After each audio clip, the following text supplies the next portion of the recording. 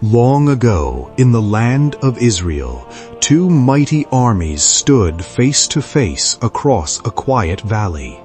The Philistines are camped on one mountain, Israel on the other, with the valley of Elah right between them. Tension is thick in the air. Everyone thought the giant would win, a warrior trained for battle since birth, standing over 9 feet tall. What happened next shocked an entire nation. But this wasn't just a battle of armies. It became a battle of fear. Every single day, a giant stepped forward. His name was Goliath, massive, unstoppable, terrifying, and he had one message.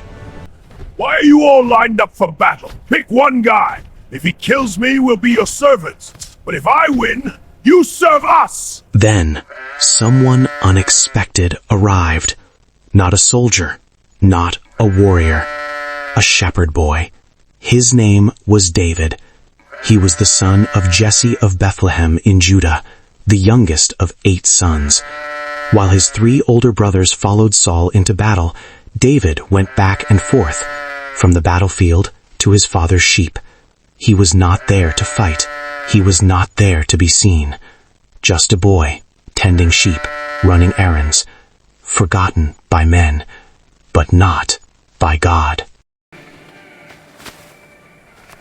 Take this food to your brothers and see how they're doing. David left the sheep with a keeper and headed straight to the valley of Elah. David arrived at the noisy Israelite camp, carrying roasted grain, bread, and cheese, sent by his father for his brothers. He had just found them, started greeting them, when suddenly a deep, booming voice thundered across the valley of Elah. Goliath. Fear swept through the army. Men panicked, running, hiding.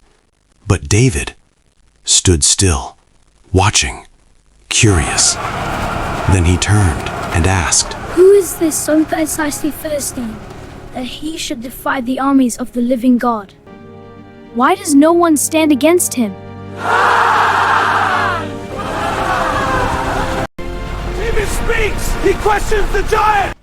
Words got to King Saul's ears, and immediately he sent for David. Moments later, David stood before Saul, confident, and then he said, "Don't let anyone lose heart because of this Philistine. I'll go fight him. You're just a kid. He's been a warrior his whole life. I've killed lions and bears that tried to take my sheep.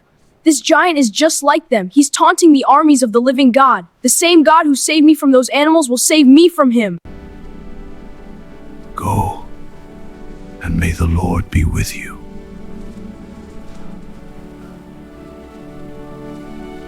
King Saul tried to help. He gave David armor, a sword, a I helmet. cannot walk in these. I'm not used to them. But he couldn't move. David went to the stream and picked up 5 smooth stones and put into his bag. Then he ran to the battlefield. Goliath saw him and laughed and said, You? I am not afraid. You should be, little one. You should be. Am I a dog that you come to me with sticks and stones? Come here, boy, and I will give your flesh to the birds and the beasts. You come to me with a sword, a spear, and a javelin, but I come to you in the name of the Lord of hosts, the God of the armies of Israel, whom you have taunted. And David reached into his bag, pulled out a stone, placed it in the sling, and released it. The stone flew, cutting through the air, and struck the giant straight on the forehead. Silence. For a moment, nothing moved. Then, Goliath fell. The ground shook. The impossible had just happened. The army that once stood frozen in fear now stood in shock. A boy defeated a giant, not with strength, not with size, but with faith and a stone.